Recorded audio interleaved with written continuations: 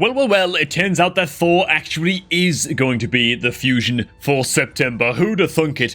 Extremely confusing wording, by the way, led a lot of people to believe, including myself, that it was definitely not going to be Thor that was going to be the September fusion, but, well, there you go. Turns out we've been switcherooed, boys. Okay, man, lots to cover in this video. Let's begin. First of all, 10 billion events kicking off on the calendar just now, but most importantly, the good old Asgardian Path event is kicking off on the 22nd, which for me right now is tomorrow. For you, it might be today. What is this Path event all about? Well, you're going to be earning a crap load of rewards, namely accessories and artifacts related to the new pinpoint artifact set, as well as a whole bunch of other goodies as well. Now, how are you going to be earning event points during this Asgardian Path? Well, it's going to be via summoning souls from your soul stones, getting champions, and collecting artifacts and accessories. And if we go into the events path, you can actually see the Asgardian Path right here, waiting and ready to roll. So, well, first of all, it does mean that even though the new dungeon has been released right now, you don't need to be blasting it immediately. Okay, if you're watching this video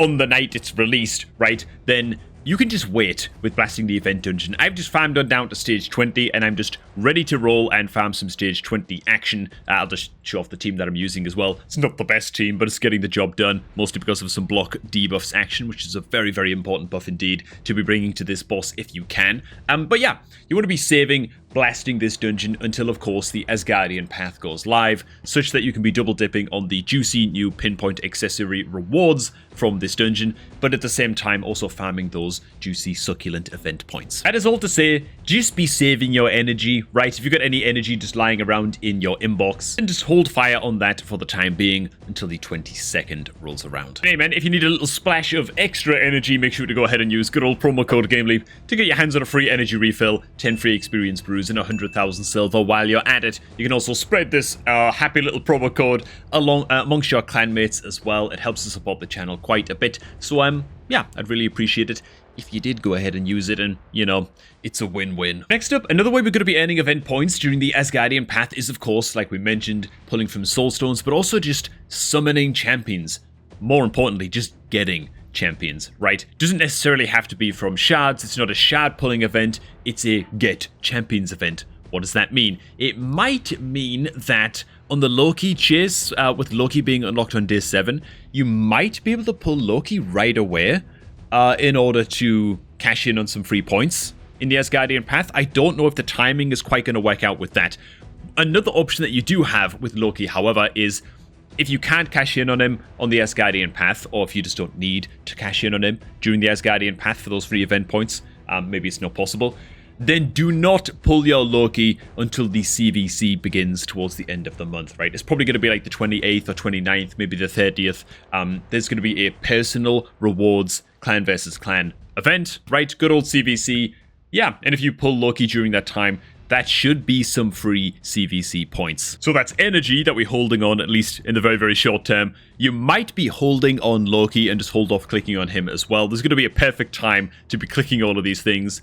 And now for Shards, because this is the big one. In order to engage in the Asgardian Path event with maximum efficiency, you want to be pulling not ancient shards, not voids, okay, although that was actually my prediction. I thought maybe Odin would be related to some kind of void shard pulling event. Maybe he still will be in the weeks to come, so maybe just hold on to your voids anyway. Ancient shards you're probably going to need for the upcoming fusion. Same with sacreds as well. Primal shards. That is going to be the go-to. Why? Your primal shards are going to be the most efficient way to get Asgardian Path points, simply because there is a primal shard event coming up on the 23rd. You're going to have a 2x chance of pulling legendary, epic, and mythical champs from your primal shards. That means a huge 32% chance to be pulling epics, 2% for legendaries, and 1% for those highly coveted mythicals. Yeah, it's these kind of 2x primal shard events that are obviously pretty much the only time you're ever going to be pulling your primal shards, so if you got them ready to go, you might as well pull them here and now. Or rather, not here and now, but on the 23rd, just to be clear, okay? Honestly, I'm quite excited for this. I've been waiting for an event to sort of whale out on a little bit, just because we're earning some ad revenue from the YouTube channel, and I'm quite excited to invest some of that back into the game and just make an absolute blast of a shard pulling video as a treat to myself and to you guys. I think it's going to be sweet as hell, so keep your eyes open on like the 23rd or 24th. We might be pulling the trigger on that, man. it could be absolutely awesome. Needless to say, and you kind of should be doing this all the time anyway, but you can also be earning some Asgardian Path event points from just pulling the trigger on any fusions that you have stockpiled up. So if there's certain rewards that you're just a little bit off towards the end of the Asgardian Path event and you just need a boost of a few hundred or a few thousand points, then it can be a good time to pull the trigger on some fusions. I've actually got some fragment summons just lying around. I've got Drex that are ready to go, ready to pull as of like a few days ago. I was saving him for CVC. I might still save him for CVC. We'll just see how the Asgardian event path goes, and I guess I make my mind up when I pull him. Probably saving him for the CVC. Same with Yannick as well. She's going to be ready to go too. Oh, it's going to be a massive clan versus clan. There's a lot of things going on right now. Main thing is, you just kind of want to plan out where your event points are going to go, because there's the Asgardian Path event to take care of. Then there's a personal reward CVC, which is very, very important. And then there's going to be the Thor Fusion event sometime at the start of September. And so, oh my god, most important than anything, just make sure to try and stockpile up a hell of a lot of silver during the dungeon farming, right? Because of course, if we go into the new dungeon, yeah, a lot of the artifact sets you get from this are crap. It feels like the drop rate on Pinpoint is actually higher than the other artifacts from what I've seen so far.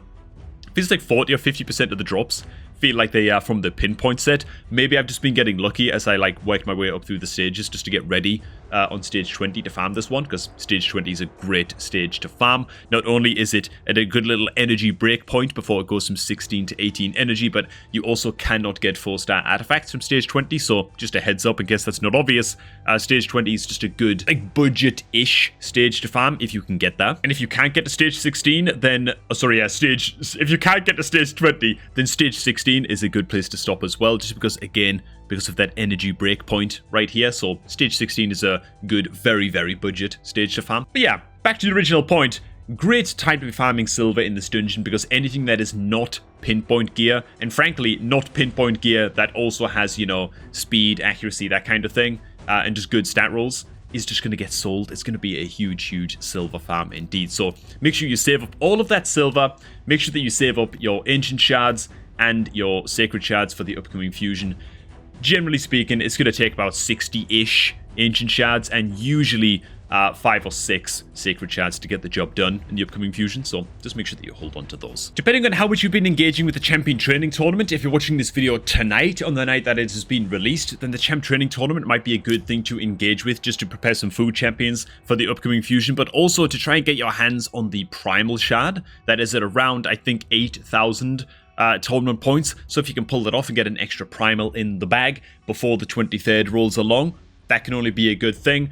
Also pick up a legendary tome as well if you push quite hard into this. But yeah, champ training tournament is what I'm going to be doing tonight. And it also kind of goes without saying, just to wrap things up, the one final resource to pay attention to here is going to be, of course, your soul stones. And just, I mean, it kind of goes without saying, just don't pull these until an event goes live, right?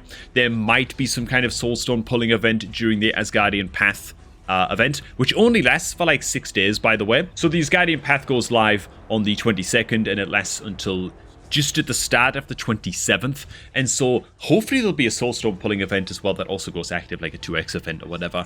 So the soulstones will be worth pulling as well, and you can get some free Asgardian Path event points there as well. Otherwise, if no soulstone event goes live, you probably don't want to be ripping your soulstones, right? Alright, man. And that is about going to be everything. Look at me, campaign farming, preparing my food champions, man.